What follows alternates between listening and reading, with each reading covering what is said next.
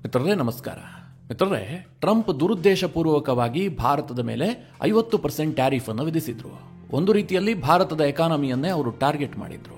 ಭಾರತದ ಎಕ್ಸ್ಪೋರ್ಟ್ ಮೇಲೆ ಇದು ಬಹಳ ಗಂಭೀರವಾದ ಪರಿಣಾಮ ಬೀರುತ್ತೆ ಅಂತೇಳಿ ಅನೇಕ ವಿಶ್ಲೇಷಣೆಗಳು ಕೂಡ ಕೇಳಿ ಬರ್ತಾ ಇದ್ವು. ಭಾರತದ ಮೇಲೆ ಟ್ಯಾರಿಫ್ ವಿಧಿಸಿ ಹತ್ತತ್ರ 1.5 ಇಂದ 2 ತಿಂಗಳಾಗ್ತಾ ಬಂತು. ಹಾಗಾದ್ರೆ ನಿಜಕ್ಕೂ ಕೂಡ ಭಾರತದ ಎಕಾನಮಿಗೆ ಟ್ರಂಪ್ ಎಷ್ಟು ನಷ್ಟ ಮಾಡಿದ್ದಾರೆ, ಅಥವಾ ಇದರಿಂದ ಭಾರತಕ್ಕೆ ಏನಾದರೂ ಲಾಭ ಆಗಿದೆಯಾ? ಟ್ರಂಪ್ ಟ್ಯಾರಿಫ್ನ ಎಫೆಕ್ಟ್ ಭಾರತದ ಮೇಲೆ ಯಾವ ರೀತಿಯಾಗಿ ಆಗಿದೆ ಅನ್ನೋದಕ್ಕೆ ಒಂದಷ್ಟು ಅಚ್ಚರಿಯ ಅಂಕಿಅಂಶಗಳು ಸಿಗ್ತಾ ಇದ್ದಾವೆ. ಅದೇನು ಕೇಳಿದ್ರೆ, ಇಷ್ಟು ದಿನ ನಾವೆಲ್ಲ ಏನ್ ನಂಬ್ಕೊಂಡಿದ್ವಿ, ಭಾರತದ ಮೇಲೆ ಟ್ರಂಪ್ ಟ್ಯಾರಿಫ್ ಹಾಕಿದ್ರಿಂದಾಗಿ ಭಾರತದ ಎಕ್ಸ್ಪೋರ್ಟ್ ಸಿಕ್ಕಾಪಟ್ಟೆ ಹೊಡೆತ ತಿಂದುಬಿಡುತ್ತೆ, ಭಾರತದ ಎಕ್ಸ್ಪೋರ್ಟ್ ಆಲ್ಮೋಸ್ಟ್ ಬಿದ್ದೇ ಹೋಗ್ಬಿಡುತ್ತೆ. ಕಾರಣ ಏನು ಕೇಳಿದ್ರೆ, ನಮ್ಮ ಎಕ್ಸ್ಪೋರ್ಟ್ US ಓರಿಯೆಂಟೆಡ್. ಈಗ ಟ್ರಂಪೇ 50% ಟ್ಯಾರಿಫ್ ಹಾಕಿದ ಮೇಲೆ ಇನ್ನು ನಾವು ಎಕ್ಸ್ಪೋರ್ಟ್ ಮಾಡೋದು ಎಲ್ಲಿಗೆ ಅಂತ ಅನೇಕರಿಗೆ ಭಾವನೆ ಇತ್ತು. ಆದರೆ ಈಗ ರಿಪೋರ್ಟ್ ಬರ್ತಾ ಇದೆ, ಭಾರತದ ಎಕ್ಸ್ಪೋರ್ಟ್ 7% ರೈಸ್ ಆಗಿದೆ. ಇದರ ಜೊತೆಗೆ ಭಾರತ ಹೊಸದಾದಂತಹ ಒಂದು ಫ್ರೀ ಟ್ರೇಡ್ ಅಗ್ರಿಮೆಂಟ್ ಅನ್ನು ಕೂಡ ಯುರೋಪ್ನ 4 ದೇಶಗಳ ಜೊತೆಗೆ ಮಾಡಿಕೊಂಡಿದೆ. ಭವಿಷ್ಯದಲ್ಲಿ ಭಾರತಕ್ಕೆ ಇದೊಂದು ದೊಡ್ಡ ಆಪರ್ಚುನಿಟಿ ಆಗಬಹುದು. ಟ್ರಂಪ್ ನಮ್ಮನ್ನ ದ್ವೇಷಿಸ್ತಾ ಇದ್ರೂ ಕೂಡ ಅದು ಭಾರತಕ್ಕೆ ಶಾಪವಾಗುವ ಬದಲಾಗಿ ವರವಾಗುವಂತಹ ಸಾಧ್ಯತೆಗಳು ಕಂಡು ಬರ್ತಾ ಇದೆ. ಮಿತ್ರರೇ, ಈ ವಿಡಿಯೋದಲ್ಲಿ ಒಂದಷ್ಟು ಇಂಟ್ರೆಸ್ಟಿಂಗ್ ಮಾಹಿತಿಯನ್ನ ನಿಮಗೆ ನೀಡುವಂತಹ ಪ್ರಯತ್ನ ಮಾಡ್ತೀನಿ.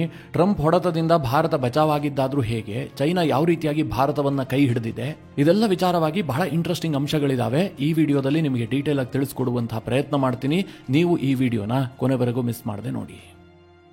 ಮಿತ್ರರೇ, ಈ ಸಂದರ್ಭದಲ್ಲಿ ಅಮೆರಿಕದ ಖ್ಯಾತ ಬರಹಗಾರ ಮೈಕಲ್ ಹಾಫ್ ಅವರ ಒಂದು ಮಾತು ನೆನಪಿಗೆ ಬರ್ತಾ ಇದೆ. ಅದೇನು ಕೇಳಿದ್ರೆ, hard time creates strong men, strong men creates good time, good time creates weak men, and weak men create hard time. ಹೀಗೆ ಹೇಳಿದ್ದು ಅಮೆರಿಕದ ಬರಹಗಾರ ಮೈಕಲ್ ಹಾಫ್. ಇದರ ಅರ್ಥ ಏನು ಕೇಳಿದ್ರೆ, ತುಂಬಾ ಕಠಿಣವಾದಂತಹ ಸಮಯ ನಮ್ಮನ್ನು ಸ್ಟ್ರಾಂಗ್ ಮೆನ್ ಆಗಿ ರೂಪಿಸುತ್ತೆ. ಹಾಗೆ ಸ್ಟ್ರಾಂಗ್ ಮೆನ್ ಆದಂತವನು ಒಳ್ಳೆಯ ಸಮಯವನ್ನ ಸೃಷ್ಟಿಸ್ತಾನೆ. ಅಂದ್ರೆ ಇದೊಂದು ಸರ್ಕಲ್ ರೀತಿಯಲ್ಲಿ ನಡೀತಾನೆ ಇರುತ್ತೆ. ತುಂಬಾ ಒಳ್ಳೆಯ ಸಮಯ ನಮ್ಮನ್ನ ಮತ್ತೆ ವೀಕ್ ಮಾಡ್ತಾನೆ ಬರುತ್ತೆ. ನಾವು ತುಂಬಾ ವೀಕ್ ಆದ ಮೇಲೆ ಟೈಮ್ ತುಂಬಾ ಟಫ್ ಆಗುತ್ತೆ ಅನ್ನುವಂಥದ್ದು ಇದರ ಅರ್ಥ. ನಾನು ಯಾಕೆ ಇದನ್ನ ಇಲ್ಲಿ ಪ್ರಸ್ತಾಪ ಮಾಡಿದೆ ಅಂತಂದ್ರೆ, ಸದ್ಯ ಅಮೆರಿಕ ತುಂಬಾ ಒಳ್ಳೆಯ ಸಮಯವನ್ನ ನೋಡ್ತಾ ಇದೆ. ಅವ್ರಿಗೆ ದುಡ್ಡಿದೆ, ಅವರ ಎಕಾನಮಿ ಬಹಳಷ್ಟು ಬೆಳೆದಿದೆ, ವಿಶ್ವದಲ್ಲಿ ಅವರ ಪ್ರಭಾವವೂ ಕೂಡ ಜಾಸ್ತಿ ಆಗಿದೆ. ಅಂತಹ ಒಳ್ಳೆಯ ಸಮಯ ಈಗ ಅವರನ್ನ ವೀಕ್ ಮಾಡ್ತಾ ಇದೆ. ಅದೇ ಭಾರತವನ್ನ ನೋಡಿ, ನಮಗೆ ತುಂಬಾ ಟಫ್ ಟೈಮ್ ಕ್ರಿಯೇಟ್ ಆಗಿದೆ. ಈ ಕಠಿಣ ಸಮಯ ಇದೆಯಲ್ಲ, ನಮ್ಮನ್ನ ಸ್ಟ್ರಾಂಗ್ ಮಾಡ್ತಾ ಇದೆ. ಮಿತ್ರರೇ, ನಾನು ಇದನ್ನ ಸುಮ್ಮನೆ ಹೇಳ್ತಾ ಇಲ್ಲ, ಭಾರತವನ್ನ ಹೊಗಳಬೇಕು ಅನ್ನುವಂಥದ್ದು ಮಾತ್ರ ಇದರ ಉದ್ದೇಶವೂ ಕೂಡ ಅಲ್ಲ. ಯಾಕೆ ಈ ಮಾತನ್ನ ಇಲ್ಲಿ ಪ್ರಸ್ತಾಪ ಮಾಡ್ತಾ ಇದ್ದೀನಿ ಅಂತಂದ್ರೆ, ಟ್ರಂಪ್ ಅವರು ಭಾರತದ ಮೇಲೆ 50% ಟ್ಯಾರಿಫ್ ವಿಧಿಸಿದ ತಕ್ಷಣ ಆಕಾಶವೇ ಕಳಚಿ ಬಿದ್ದಂತಹ ಭಾವನೆ ಉಂಟಾಗಿತ್ತು. ಎಷ್ಟೋ ಕಂಪನಿಗಳು ವಿಚಲಿತಗೊಂಡಿದ್ವು. ಅಲ್ಲಿ ಕೆಲಸ ಮಾಡುವಂತವರಿಗೆ ತಳಮಳ ಇತ್ತು. ಏನಾಗ್ಬಿಡುತ್ತೋ, ಭವಿಷ್ಯ ಹೇಗಿರುತ್ತೋ, ನಮ್ಮ EMI ಅದು ಇದು ಎಲ್ಲವೂ ನೆನಪಾಗೋದಕ್ಕೆ ಶುರುವಾಗ್ಬಿಟ್ಟಿತ್ತು. ಯಾಕೆ ಅಂತಂದ್ರೆ, ನಮ್ಮ ಎಕಾನಮಿಸ್ಟ್ಗಳೇ ಹೇಳ್ತಾ ಇದ್ರು, ಟ್ರಂಪ್ ಅವರ ಟ್ಯಾರಿಫ್ ನಿಂದ ಭಾರತ ಬಚಾವಾಗುವಂತದ್ದು ಕಷ್ಟ ಇದೆ. 50% ಟ್ಯಾರಿಫ್, ವಿಶ್ವದಲ್ಲೇ ಅತಿ ಹೆಚ್ಚು ಟ್ಯಾರಿಫ್ ಅನ್ನು ಭಾರತದ ಮೇಲೆ ಟ್ರಂಪ್ ವಿಧಿಸಿದ್ದಾರೆ. ನಮ್ಮ ಎಕಾನಮಿಗೆ ಸಿಂಹಪಾಲು ಹರಿದು ಬರ್ತಾ ಇರುವಂತಹದ್ದೇ ಅಮೆರಿಕದಿಂದ. ಹೀಗಾಗಿ ನಾವು ಇದರಿಂದ ಬಚಾವಾಗೋದು ಕಷ್ಟ ಅಂತ ಬಹುತೇಕರ ವ್ಯಾಖ್ಯಾನ ಆಗಿತ್ತು. ಮಿತ್ರರೇ, ಬಹಳ ಹೆಮ್ಮೆಯಿಂದ ಹೇಳ್ತಾ ಇದ್ದೀನಿ, ಬಹಳ ಖುಷಿಯಿಂದಲೂ ಕೂಡ ಹೇಳ್ತಾ ಇದ್ದೀನಿ, ಈ ಅಗ್ನಿ ಪರೀಕ್ಷೆಯಲ್ಲಿ ಭಾರತ ಆರಂಭಿಕ ಹಂತದ ಜಯ ದಾಖಲಿಸಿದೆ. ಇದೇ ಅಲ್ಟಿಮೇಟ್ ಜಯ ಅಂತ ನಾನು ಹೇಳ್ತಾ ಇಲ್ಲ, ಆದರೆ ಆರಂಭಿಕ ಹಂತದಲ್ಲಿ ಭಾರತಕ್ಕೊಂದು ಜಯ ಸಿಕ್ಕಿದೆ. ಅದು ಹೇಗೆ ಕೇಳಿದ್ರೆ, ಟ್ರಂಪ್ ಅವರ ಟ್ಯಾರಿಫ್ ನಮಗೆ ಆಗಸ್ಟ್ನಲ್ಲಿ ಲಾಗು ಆಯಿತು. ಆಗಸ್ಟ್ನಿಂದ ಅದು ಜಾರಿಗೆ ಬಂತು.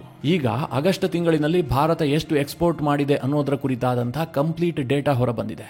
ಇದರಲ್ಲಿ ಭಾರತಕ್ಕೆ ಟ್ರಂಪ್ ಹೊಡೆತ ಅಷ್ಟಾಗಿ ತಾಗಿಲ್ಲ ಅನ್ನುವಂಥದ್ದು ಕನ್ಫರ್ಮ್ ಆಗ್ತಾ ಇದೆ. ಅದು ಹೇಗೆ ಕೇಳಿದ್ರೆ, ಭಾರತ ಆಗಸ್ಟ್ ತಿಂಗಳಿನಲ್ಲಿ ಒಟ್ಟು $69.16 ಬಿಲಿಯನ್ ಮೊತ್ತದ ಎಕ್ಸ್ಪೋರ್ಟ್ ಮಾಡಿದೆ. ಇದರಲ್ಲಿ $35.1 ಬಿಲಿಯನ್ ಮೊತ್ತದ ಸರಕುಗಳನ್ನು ಎಕ್ಸ್ಪೋರ್ಟ್ ಮಾಡಿದ್ರೆ, $34.1 ಬಿಲಿಯನ್ ಮೊತ್ತದ ಸೇವೆಯನ್ನು ಎಕ್ಸ್ಪೋರ್ಟ್ ಮಾಡಿದೆ, ಅಂದರೆ ಸರ್ವಿಸಸ್. ಆಗಸ್ಟ್ ತಿಂಗಳಿನಲ್ಲಿ ಭಾರತದ ಒಟ್ಟಾರೆ ಎಕ್ಸ್ಪೋರ್ಟ್ $69.16 ಬಿಲಿಯನ್. ಅದೇ ಜುಲೈ 2025ರಲ್ಲಿ ಭಾರತದ ಒಟ್ಟಾರೆ ಎಕ್ಸ್ಪೋರ್ಟ್ $68.27 ಬಿಲಿಯನ್. ಅಂದ್ರೆ ಜುಲೈನಲ್ಲಿ ಟ್ರಂಪ್ ಅವರ ಟ್ಯಾರಿಫ್ ಇರಲಿಲ್ಲ. ಟ್ರಂಪ್ ಅವರ ಟ್ಯಾರಿಫ್ ಇಲ್ಲದೆ ಇರುವಂತಹ ಸಮಯಕ್ಕಿಂತಲೂ ಕೂಡ ಟ್ಯಾರಿಫ್ ವಿಧಿಸಿದ ಮೇಲೆ ಭಾರತದ ಎಕ್ಸ್ಪೋರ್ಟ್ ಆಲ್ಮೋಸ್ಟ್ $1 ಬಿಲಿಯನ್ ನಷ್ಟು ಜಾಸ್ತಿ ಆಗಿದೆ. ಅದೇ ಜೂನ್ಗೆ ಕಂಪೇರ್ ಮಾಡಿದ್ರೆ, ಜೂನ್ನಲ್ಲಿ ಒಟ್ಟು ಭಾರತದ ಎಕ್ಸ್ಪೋರ್ಟ್ ಇದ್ದಿದ್ದು $67.98 ಬಿಲಿಯನ್. ಜೂನ್ಗಿಂತ ಆಗಸ್ಟ್ನಲ್ಲಿ $1.14 ಬಿಲಿಯನ್ ನಷ್ಟು ಭಾರತದ ಎಕ್ಸ್ಪೋರ್ಟ್ ಜಾಸ್ತಿ ಆಗಿದೆ. ಈ ಮಾಹಿತಿಯನ್ನ ಕೇಳಿ ನಿಮಗೆ ಆಶ್ಚರ್ಯ ಆಗ್ತಾ ಇರಬಹುದು. ಹಾಗಾದ್ರೆ ಅಮೆರಿಕ ಅಷ್ಟೆಲ್ಲ ಟ್ಯಾರಿಫ್ ಹಾಕಿದ್ರೂ ಕೂಡ ನಮ್ಮ ಎಕ್ಸ್ಪೋರ್ಟ್ ಜಾಸ್ತಿ ಆಗಿದ್ದಾದ್ರೂ ಹೇಗೆ ಅಂತ. ಸದ್ಯ ಟ್ರಂಪ್ ಅವರ ಮನಸ್ಥಿತಿ ಹೇಗಿದೆ ಅಂತಂದ್ರೆ, ನನ್ನ ಕೋಳಿ ಕೂಗದೆ ಇದ್ರೆ ಇಡೀ ವಿಶ್ವದಲ್ಲಿ ಬೆಳಗ್ಗೆ ಆಗೋದಿಲ್ಲ ಅನ್ನುವಂತಹ ಭ್ರಮೆಯಲ್ಲಿ ಟ್ರಂಪ್ ಮುಳುಗಿರುವಂತೆ ಕಂಡು ಬರ್ತಾ ಇದೆ. ಯಾವಾಗ ಟ್ರಂಪ್ ಭಾರತದ ಮೇಲೆ 50% ಟ್ಯಾರಿಫ್ ವಿಧಿಸಿದ್ರೋ ಭಾರತ ತಕ್ಷಣ ಎಚ್ಚೆತ್ತುಕೊಳ್ತು. ನಮ್ಮ ಎಕ್ಸ್ಪೋರ್ಟ್ ಅನ್ನ ಡೈವರ್ಸಿಫೈ ಮಾಡೋದಕ್ಕೆ ಕೇಂದ್ರ ಸರ್ಕಾರ ನಿಂತುಕೊಳ್ತು. ಆ ಸಂದರ್ಭದಲ್ಲಿ ನಮ್ಮ ಕೈ ಹಿಡಿದಿದ್ದು ಮುಖ್ಯವಾಗಿ China, Hong Kong, UAE, Netherland, south Africa ಮತ್ತು ಇಟಲಿ. ಈ ದೇಶಗಳಿಗೆ ಭಾರತದ ಎಕ್ಸ್ಪೋರ್ಟ್ ಗಣನೀಯ ಪ್ರಮಾಣದಲ್ಲಿ ಹೆಚ್ಚಾಗಿದೆ. ಚೈನಾಗೆ ನಮ್ಮ ಎಕ್ಸ್ಪೋರ್ಟ್ ಆಗಸ್ಟ್ ತಿಂಗಳಿನಲ್ಲಿ 22% ಜಂಪ್ ಆಗಿದೆ. ಹಾಗೆ ಹಾಂಗ್ಕಾಂಗ್ಗೆ 62% ಜಂಪ್ ಆಗಿದೆ. UAE 23% ಹೆಚ್ಚುವರಿಯಾಗಿ ಭಾರತದಿಂದ ಬೈ ಮಾಡಿದೆ. ನೆದರ್ಲ್ಯಾಂಡ್ 18% ಹೆಚ್ಚುವರಿ ಬೈ ಮಾಡಿದ್ರೆ, ಸೌತ್ ಆಫ್ರಿಕಾ ಮತ್ತು ಇಟಲಿ 20% ಹೆಚ್ಚುವರಿಯಾಗಿ ಭಾರತದೊಂದಿಗೆ ವ್ಯಾಪಾರವನ್ನು ಮಾಡಿದೆ. ಇದೇ ಕಾರಣದಿಂದ ಅಮೆರಿಕದ ಟ್ಯಾರಿಫ್ ಹೊಡೆತದ ನಡುವೆಯೂ ಕೂಡ ಭಾರತದ ಎಕ್ಸ್ಪೋರ್ಟ್ ಕುಸಿತವನ್ನು ದಾಖಲಿಸಿಲ್ಲ, ಬದಲಾಗಿ ಪ್ಲಸ್ನಲ್ಲೇ ಓಡ್ತಾ ಇದೆ. 7% ಇನ್ಕ್ರೀಸ್. ಇದು ಸಣ್ಣ ವಿಚಾರ ಅಲ್ಲ. ಹಾಗಾದ್ರೆ ಅಮೆರಿಕಾಗೆ ಭಾರತದ ಎಕ್ಸ್ಪೋರ್ಟ್ ಕತೆ ಏನಾಗಿದೆ?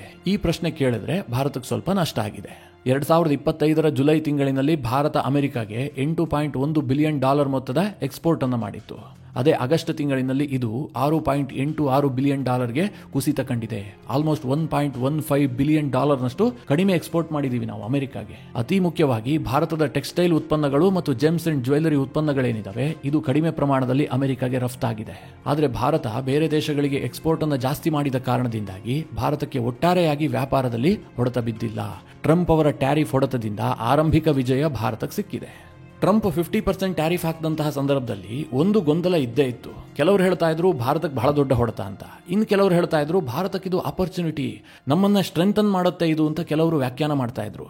ನನಗೆ ಆ ವ್ಯಾಖ್ಯಾನದ ಬಗ್ಗೆ ಹೆಚ್ಚಿಗೆ ನಂಬಿಕೆ ಇರಲಿಲ್ಲ. ಯಾಕೆಂತಂದ್ರೆ ನಮ್ಮ ದೇಶದ ಟ್ರ್ಯಾಕ್ ರೆಕಾರ್ಡ್ ನಮಗೆ ಗೊತ್ತಲ್ವಾ, ನಾವು ಬಹಳ ಬೇಗ ಹಿಗ್ಗುತ್ತೀವಿ, ಬಹಳ ಬೇಗ ಕುಗ್ಗುತ್ತೀವಿ. ಆದರೆ ಈಗಿನ ಡೇಟಾವನ್ನ ನೋಡ್ತಾ ಇದ್ರೆ ಟ್ರಂಪ್ ಅವರ ಟ್ಯಾರಿಫ್ ನಮ್ಮನ್ನ ಸ್ಟ್ರೆಂಥನ್ ಮಾಡ್ತಾ ಇದೆ, ಭಾರತವನ್ನ ಗಟ್ಟಿಗೊಳಿಸ್ತಾ ಇದೆ ಎನ್ನುವಂತದ್ದು ಸತ್ಯ ಅಂತ ಅರಿವಾಗ್ತಾ ಇದೆ.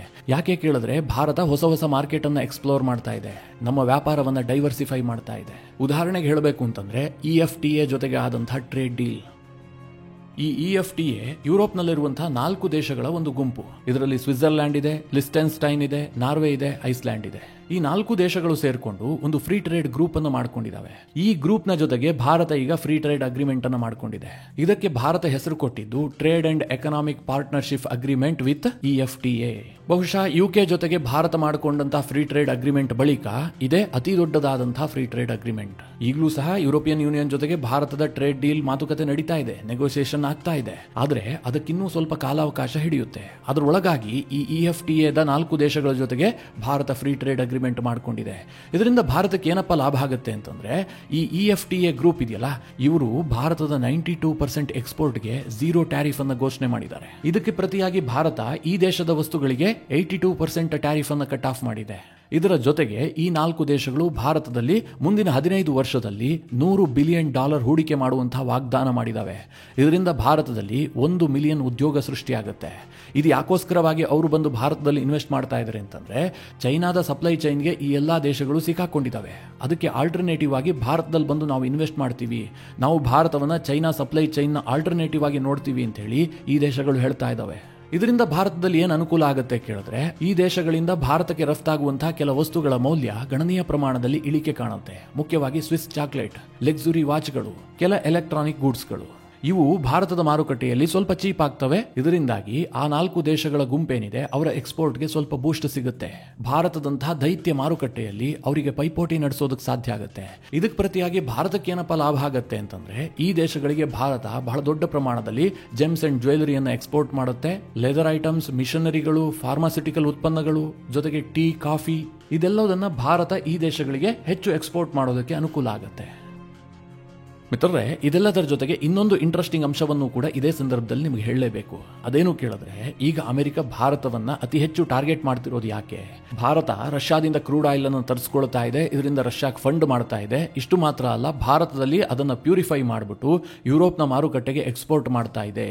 ಹೀಗಾಗಿ ನಾವು ಭಾರತದ ಮೇಲೆ 50% ಟ್ಯಾರಿಫ್ ಆಗ್ತಾ ಇದ್ದೀವಿ ಅಂತ ಟ್ರಂಪ್ ಸರ್ಕಾರ ಹೇಳ್ತಾ ಇದೆ.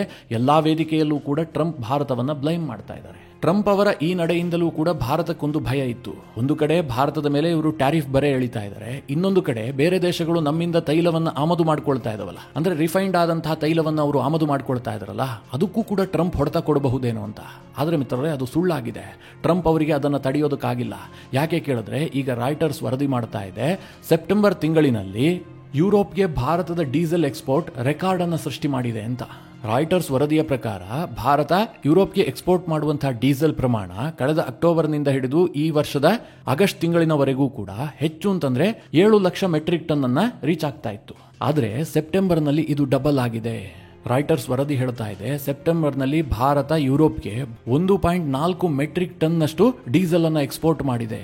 ಅಂದ್ರೆ 14 ಲಕ್ಷ ಮೆಟ್ರಿಕ್ ಟನ್. ಈ ಹಿಂದೆ ಭಾರತ ಎಕ್ಸ್ಪೋರ್ಟ್ ಮಾಡ್ತಾ ಇದ್ದಿದ್ದು 7 ಲಕ್ಷ ಮೆಟ್ರಿಕ್ ಟನ್. ಅಲ್ಲಿಗೆ ಟ್ರಂಪ್ ಧಮಕಿ ಹಾಕಿದ್ರೂ ಕೂಡ ಯುರೋಪ್ ಅದಕ್ಕೆ ತಲೆ ಕೆಡಿಸ್ಕೊಂಡಿಲ್ಲ. ಭಾರತದಿಂದ ಡೀಸೆಲ್ ಅನ್ನ ಇಂಪೋರ್ಟ್ ಮಾಡಿಕೊಳ್ಳುವಂತಹದ್ದನ್ನ ಆಲ್ಮೋಸ್ಟ್ ಡಬಲ್ ಮಾಡಿಬಿಟ್ಟಿದೆ ಅನ್ನುವಂಥದ್ದು ಈ ರಿಪೋರ್ಟ್ ನಿಂದ ಗೊತ್ತಾಗ್ತಾ ಇದೆ.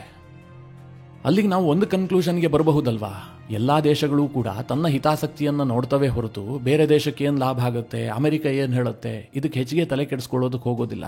ಎದುರುಗಡೆ ಒಂದು ಮಾತನಾಡ್ತಾ ಇರ್ತಾರೆ, ಬೇಕಾದ್ರೆ ಧಮಕಿಯನ್ನು ಹಾಕ್ತಾರೆ. ಉದಾಹರಣೆಗೆ ನ್ಯಾಟೋದ ಚೀಫ್ ಭಾರತಕ್ಕೆ ಪದೇ ಪದೇ ಧಮಕಿ ಹಾಕ್ತಾ ಇರ್ತಾನಲ್ವಾ. ಆದ್ರೆ ಹಿಂಬದಿಯಿಂದ ವ್ಯಾಪಾರವನ್ನ ಮಾತ್ರ ಮಾಡೋದನ್ನ ಅವರು ನಿಲ್ಲಿಸೋದಿಲ್ಲ. ಇದು ಭಾರತ ಯುರೋಪ್ಗೆ ಮಾಡಿರುವಂತಹ ಡೀಸೆಲ್ ಎಕ್ಸ್ಪೋರ್ಟ್ ನ ರಿಪೋರ್ಟ್ ಅನ್ನ ನೋಡಿದ್ರೆ ಸಾಬೀತಾಗುತ್ತೆ. ಮಿತ್ರರೇ, ಇದಿಷ್ಟು ಟ್ರಂಪ್ ಅವರ ಟ್ಯಾರಿಫ್ ಹೊಡೆತ ಭಾರತದ ಮೇಲೆ ಕಳೆದ 1-1.5 ತಿಂಗಳಿನಿಂದ ಎಷ್ಟರ ಮಟ್ಟಿಗಾಗಿದೆ, ಭಾರತ ಯಾವ ರೀತಿಯಾಗಿ ಅದಕ್ಕೆ ಆಲ್ಟರ್ನೇಟಿವ್ ಅನ್ನು ಕಂಡುಕೊಂಡಿದೆ ಅನ್ನೋದರ ಕುರಿತಾದಂತಹ ಒಂದಿಷ್ಟು ಮಾಹಿತಿ. ಈ ಎಲ್ಲ ವಿಚಾರಗಳ ಕುರಿತಾಗಿ ನಿಮಗೇನು ಅನಿಸುತ್ತೆ? ನಿಮ್ಮ ಅನಿಸಿಕೆ ಅಭಿಪ್ರಾಯಗಳನ್ನು ಕಮೆಂಟ್ ಮಾಡುವ ಮೂಲಕ ನಮಗೆ ತಿಳಿಸಿ. ಹಾಗೆ ನಿಮಗೆ ಈ ವಿಡಿಯೋ ಇಷ್ಟವಾದರೆ ಲೈಕ್ ಮಾಡಿ. ಜೊತೆಗೆ ನೀವಿನ್ನೂ ನಿಮ್ಮ ನೆಚ್ಚಿನ ಸಂಸ್ಕಾರ ಸೌರಭ ಯೂಟ್ಯೂಬ್ ಚಾನಲ್ನ ಸಬ್ಸ್ಕ್ರೈಬ್ ಮಾಡಿಲ್ಲ ಅಂತಾದರೆ ಈ ಕೂಡಲೇ ಸಬ್ಸ್ಕ್ರೈಬ್ ಮಾಡಿ. ಮುಂದಿನ ಎಲ್ಲ ಅಪ್ಡೇಟ್ಗಳ ನೋಟಿಫಿಕೇಶನ್ಗಾಗಿ ಬೆಲ್ ಐಕಾನ್ ಒತ್ತಿ.